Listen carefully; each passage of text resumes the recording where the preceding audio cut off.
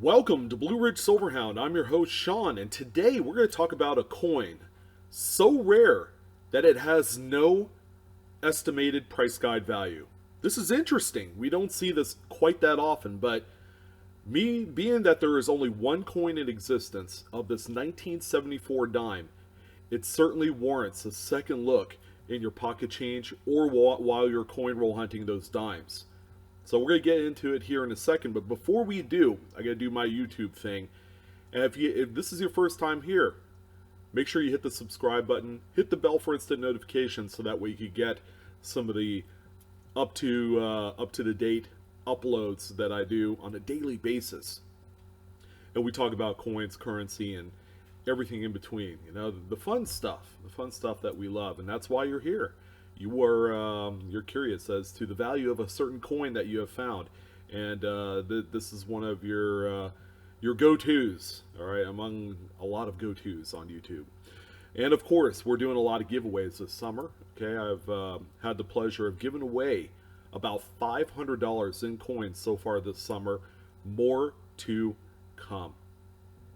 So this 1974 Roosevelt dime, okay, it kind of helps to know exactly what we're talking about here. We're talking about a business strike coin, which is simply coin terminology for a coin that was intended to circulate in pocket change and everywhere else, okay? Now, you probably have spent one of these at one point or another, or threw it in a piggy bank or a jar of some sort, you know, at the end of the day after breaking $1. But there's a reason why I picked this particular date of dime to discuss, is that there is one coin that is so rare that it has no value. So the first one discovered obviously has never hit the open marketplace. So it's up to one of you to find example number 2 and test the market.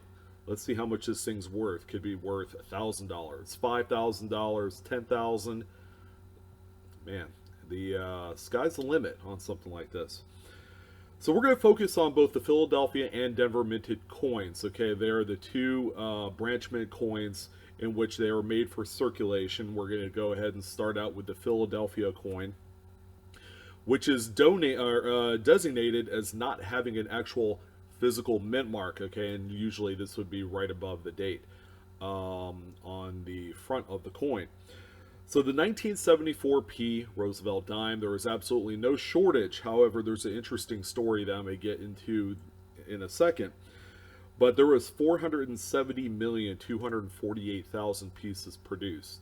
However, this comes at a time where not a lot of these coins were ever socked away in their original mint state condition grades. Okay, which has effectively made this particular date of Roosevelt dime so challenging to find with not only mint state but a really nice strike. So here's where it gets extremely challenging. The 1974p dime, okay, in terms of grading, the top grade is 67 with a full torch or full bands. Okay, and simply that means that if you were to flip the coin around to where you have the torch and then the olive sprigs on there, the top and bottom set of bands will have a complete separation line that separates those two bands on the top and bottom set. And there's not a lot of them. As a matter of fact, there's only been one ever graded with full bands for 1974 Philadelphia, and it's this 67 full bands here. So in terms of how much it's worth, I have nothing to compare it to because there has never been another full torch or full bands Roosevelt dime to ever hit the marketplace, which in turns sets its own market value once the first one hits.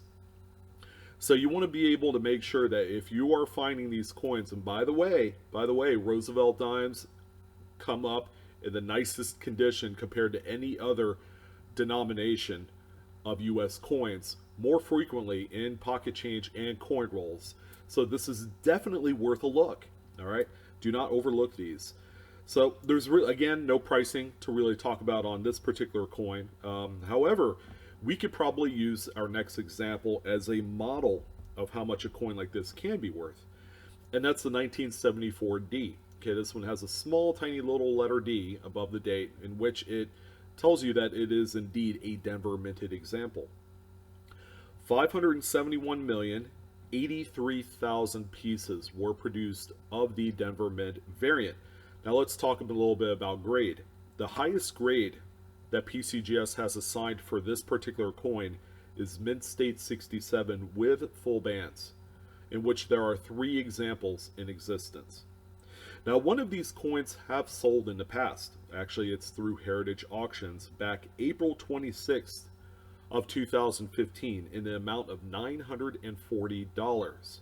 All right, now keep in mind, okay, the reason why that the Philadelphia minted coin will be more expensive is for the mere fact that the Denver Mint produces such a larger quantity of higher quality coins. Okay, so they do a better job maintaining these dies and really showing off some of the better quality coins during that timeline. So that pretty much covers the business strike end of it. Okay, now I have a set of errors I also want to talk about, and the first 4 are all coins that you can find in change. Okay, based off of the actual grade of these coins, a lot of these were found in the wild. Okay, so you'll receive one in change somewhere, or perhaps you'll go through those coin rolls and maybe find one of these, and then you could make yourself a little bit of money, or simply add it to your collection. It would make a really great statement piece for your collection, especially when you're just dedicating time to find coins out of pocket change. So the first coin I wanted to draw your attention to is a 1974D Roosevelt dime, in which this particular error is called an off-center strike. This one is 60% off-center as notated on the slab label. This one graded Annex Mint State 64, and this one sold on greatcollections.com for $55. Let's see, May 24th of 2015.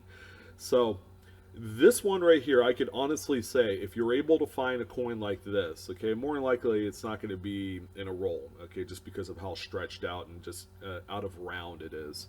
But if you're able to find one, whether it's like through a coin shop or maybe in a brilliant uncirculated bag of coin, this is a coin right here that honestly you don't need to grade. Okay, this coin right here could have very well sold on the secondary market, probably obtained as much money as what this one sold for on Great Collections. But nonetheless, a truly stunning, beautiful statement piece in the error segment for the 1974 Roosevelt dimes. So the next one that we have here is going to be another Denver minted example, and this one is a double struck coin. Now this one has a secondary strike that is way off center. As a matter of fact, the second strike is 90% off center. This one graded NGC details with wheel marks. So this one right here obviously came right out of circulation. Okay, this is a coin that at one point, one of the banks had, and they were trying to send this through their machinery to, add into a roll, and maybe it got stuck in one of those centrifugal chambers that the coins spin around in as they're being sorted. And that's how you get the wheel marks on this. So this one sold on Heritage Auctions for $17. Okay, I would venture to guess that if it didn't have the damage, it would probably sell closer to $50. But again, another nice piece. This one here sold February 16th of 2016. So let's go ahead and check out the number 3 error on the list, and it's another Denver. We got a whole swath of Denver errors here, which is not typical based off of the quality of the Denver Mint.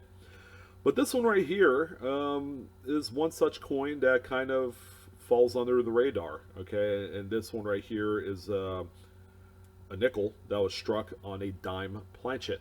Okay, this would be found in rolls of dimes because of its size, but this is an interesting piece nonetheless. This one right here was found in circulation. It was graded NGC details with edge damage notated right on the slab label, And this one sold on Heritage Auctions January 9th of 2011 for $155.25.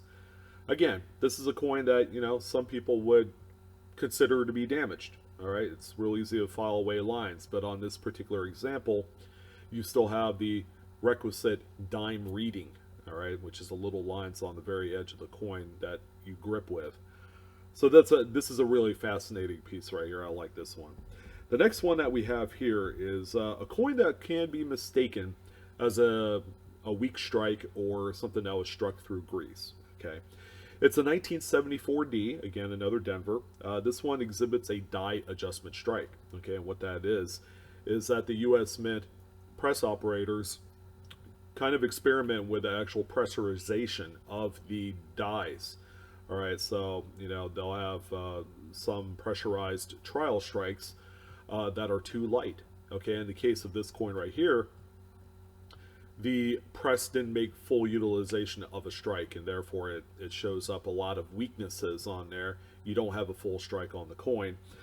This one right here is an annex graded Mint State 60. All right, so it's probably circulated for a while until someone discovered it. This one sold on Heritage Auctions January 5th of 2010 in the amount of $47. Now this is a coin, just like the first one on this error list, is one that you could sell without the aid of some sort of grading or third-party authentication. All right, so it's a coin that speaks all on its own of the type of error that it is. So we're going to end it off, as we always do, on probably an unrealistic, one of the most craziest errors that you could ever find. And this is yet again another 1974D. This time it's an Eisenhower Dollar that was struck on a 1974D Roosevelt dime. And what I did here is I isolated the images of both the obverse and the reverse and a separate photo of the coin in the slab, so you could check out the details of what you're seeing here. So this is a coin that graded NGC Mint State 65, and this one sold on Heritage Auctions April 24th of 2015 for $12 shy of $10,000. Okay, more specifically $9,987.50. Now take a look at some of the images that you see here. You saw the offers. Okay, obviously you could see little nuances of the Roosevelt dime before the Eisenhower Dollar was struck onto this dime. You could, on the reverse, you could see the reading on the edge. Pretty interesting. But this is a coin right here that you never know, that might come across and change. It may seem impossible, but if you don't strive for something greater, which it always exists out there, people are finding 69S double die Lincoln cents monthly, maybe not monthly, but people are still finding these, there are big chase pieces to be found in just about every conceivable date of coin out there. So, ladies and gentlemen, that wraps up the 1974 Roosevelt dime and all that it's worth. Okay, be sure you don't overlook the 74p in Mint State. Okay, flip that coin around, see if it has a full strike, and you might have one of the rare, expensive, and very unique coins to ever exist in numismatics. I want to thank everyone for joining in on this special episode on the 74 Roosevelt dime. I'm your host, Sean, with Blue Ridge Silverhound. Don't forget to like, share, subscribe, and as always, we're discovering together. You guys enjoy the hunt, and best of luck. We'll see you next time.